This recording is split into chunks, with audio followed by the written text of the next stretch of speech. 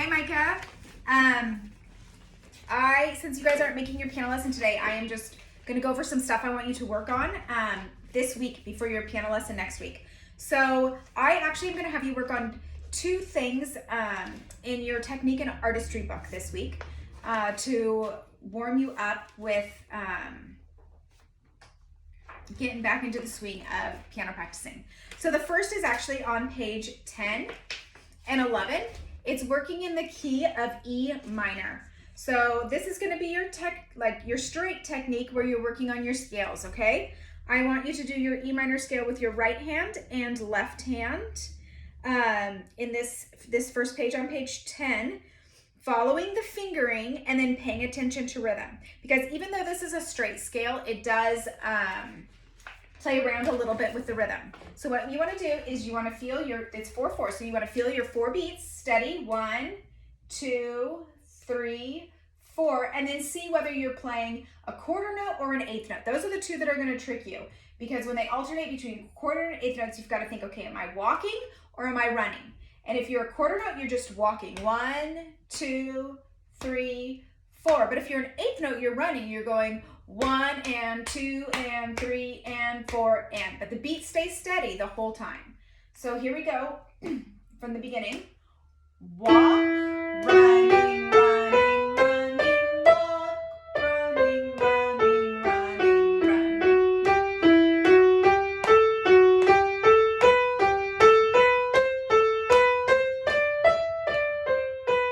1, 2, 3, 4. Walk, running, running, running, walk, running, running, running. 2, 3, 4. And then the left-hand one below it is very similar. So the first two lines were using the natural harmonic scale, and then the next line was using the harmonic minor scale where the 7th note is raised. You probably heard that with your ear.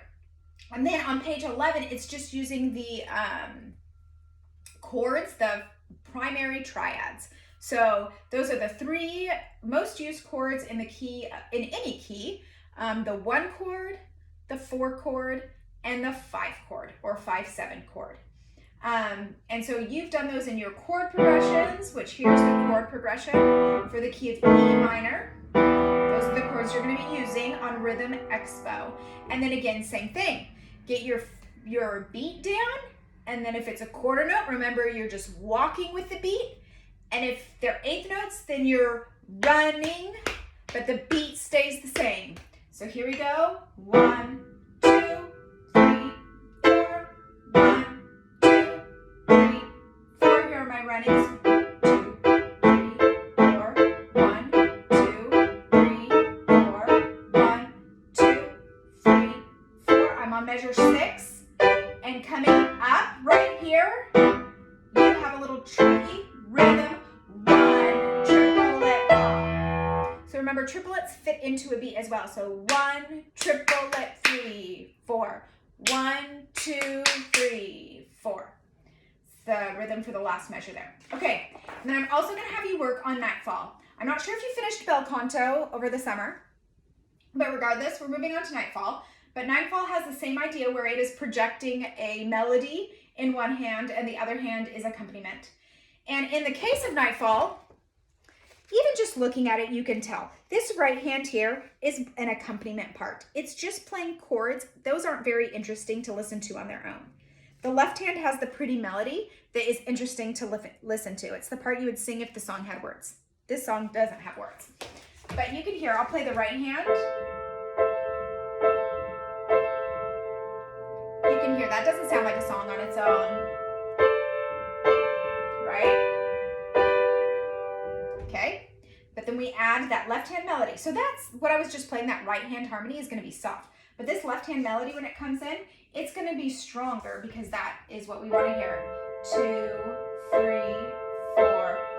1, 2, 3, 4. 1, 2, 3, 4. 1, 2, 3, 4. The easiest way to get the melody stronger is to just listen for it, to sing it in your head. So if your ear and brain are listening for that melody, it will automatically be louder. If you're having a hard time listening for it, then sing with it. You can just sing. Or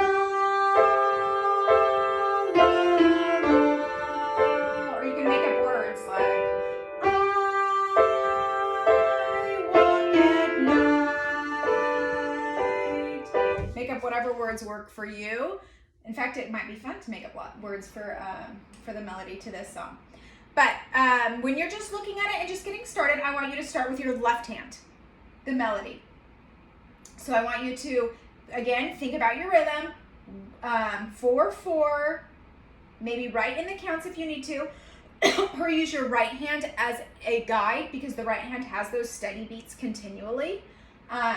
The only time it doesn't have a steady beat is it has a rest, but it's just a steady beat of silence there, the rest.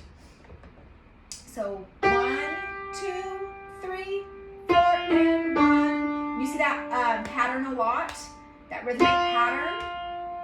In fact, it repeats it 3 times here.